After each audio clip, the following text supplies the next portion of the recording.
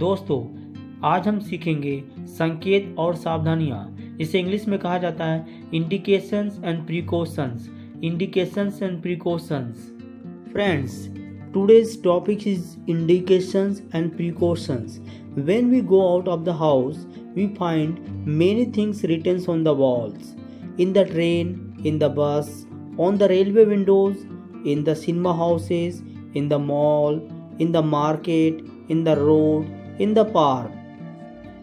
What we call signs or precautions. Today we discuss about this topic.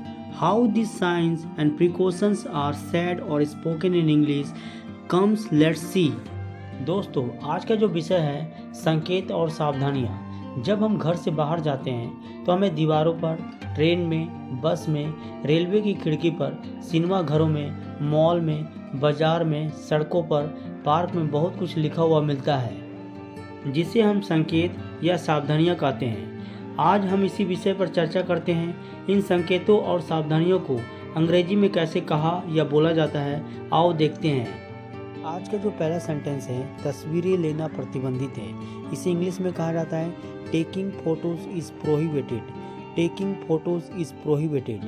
दूसरा sentence है भारी वाहनों को चलाने की अनुमति नहीं है। इसे इंग्लिश में बोला जाता है driving of heavy vehicles is not allowed. Driving of heavy vehicles is not allowed. ये जो दोनों सेंटेंस है ये पैसिव वॉइस में है। पैसिव वॉइस का यूज चेतावनी, सिग्नल्स तथा किसी वस्तु को डिफाइन करने के लिए भी किया जाता है। पहला जो दे सेंटेंस में टेकिंग फोटोज जो है सब्जेक्ट है, ये एक फ्रेज है और इज ए हेल्पिंग वर्ब है और प्रोहिबिटेड वर्ब का थर्ड फॉर्म है। उसी तरह सेकंड वाला में भी सेम है। बताना चाहूँगा दोस्तों, driving of heavy vehicles is not allowed में ड्राइविंग ऑफ हैवी व्हीकल्स एक फ्रेज है। इसे नाउन फ्रेज भी कहा जाता है। इज़ हेल्पिंग वर्ब है, नॉट नकारात्मक है और अलाउड वर्ब का थर्ड फॉर्म है। बताना चाहूँगा यहाँ पर ये पैसिव यूज किया गया है। बताना चाहूँगा पैसिव का जो यूज़ होता है वो किसी चीज़ को डिस्क्राइब करने के लिए भी या डिफाइन करने के लिए भी या चेतावनी देने के लिए भी किया जाता है। इससे पहले भी मैंने आपको पहले वाले सेंटेंस में आपको बताया था।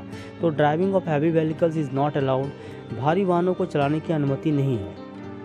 नेक्स्ट सेंटेंस देखिए, विश्राम गृह या प्रतीक्षालय।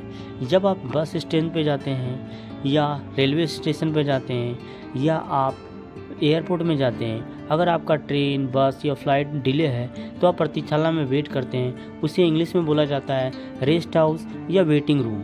नेक्स्ट सेंटेंस देखिए, आगे का रास्ता बंद है। इसे इंग्लिश में बोला जाता है the road ahead is closed. The road ahead is closed. The road ahead में जो एक फ्रेज है इज़ हेल्पिंग वर्ब है और क्लोज्ड वर्ब का थर्ड फॉर्म है। ये पैसिव की तरह यूज़ किया गया है। बताना चाहूँगा दोस्तों, इज़ एम आर के बाद जब भी वर्ब का थर्ड फॉर्म लगाया जाता है तो वो पैसिव की तरह यूज़ किया जाता है। पैसिव का जो यूज़ होता है वो किसी चीज़ को डिफाइन करने के लिए, चेतावनी देने के लिए या किसी सिग्नल को दर्शाने के लिए भी किया जाता है। और बताना चाहूँगा, जब भी आप सड़क पार करते हैं, आगे अगर खतरनाक मोड़ होता है तो वहाँ पर आपको देखने को मिलता है, बोर्ड में लिखा हुआ रहता है the road ahead is closed. Sentence देखिए, आगे हॉस्पिटल है। इसे इंग्लिश में लिखा जाता है हॉस्पिटल अहेड।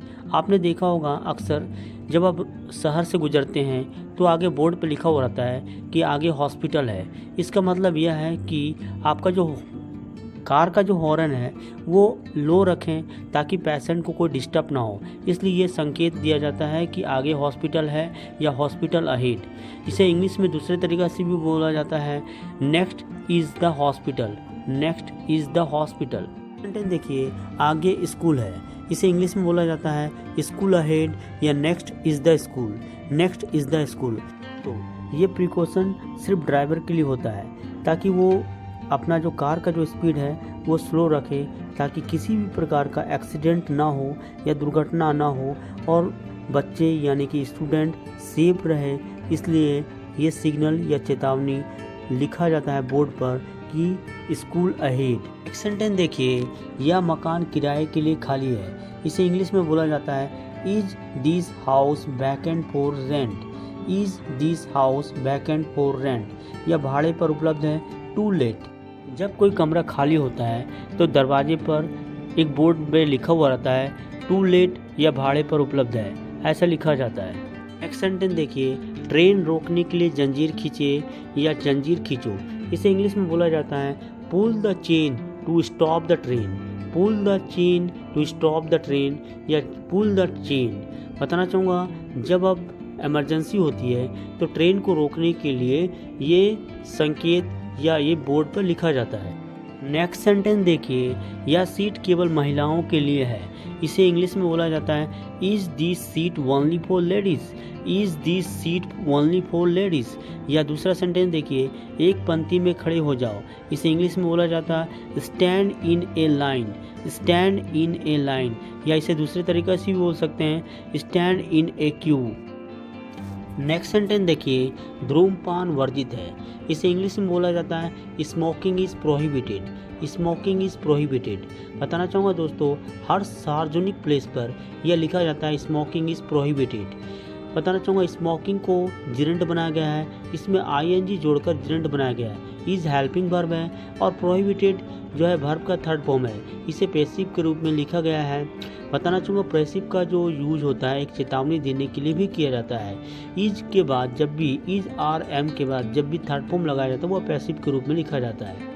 नेक्स्ट सेंटेंस देखिए, बिना अनुमति के प्रवेश करने की निषिद्ध है, यानी कि बिना अनुमति के प्रवेश करने के लिए वर्जित है, इसे इंग्लिश में बोला जाता है it is forbidden to enter without permission, it is forbidden to enter without permission. यहाँ पर फॉरबिडन का मतलब होता है मना करना या वर्जित। अगला संकेत देखिए, घास पर चलना मना है, इसे इंग्लिश में बोला जाता है do not step on the grass, do not step on the grass. Next sentence देखिए, प्रवेश द्वार एंट्री गेट, प्रवेश द्वार एंट्री गेट, प्रवेश यानी एंट्रेंस, एग्जिट डोर बाहर जाने का रास्ता।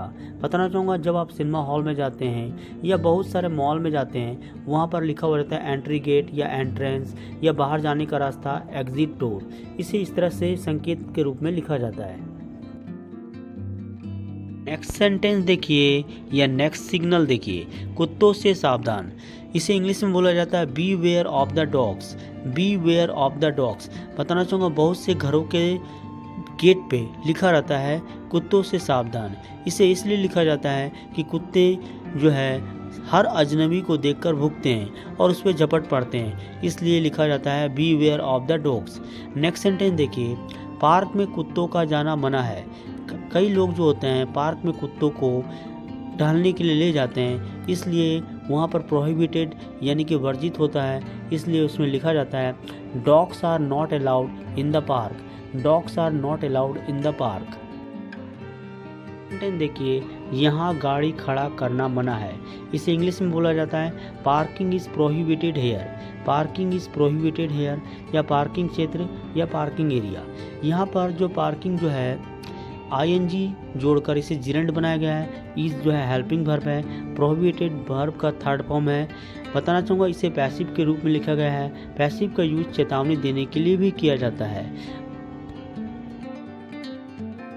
नेक्स्ट सेंटेंस देखिए, आगे खतरनाक मोड़ है, इसे इंग्लिश में बोला जाता है there is a dangerous turn ahead, there is a dangerous turn ahead.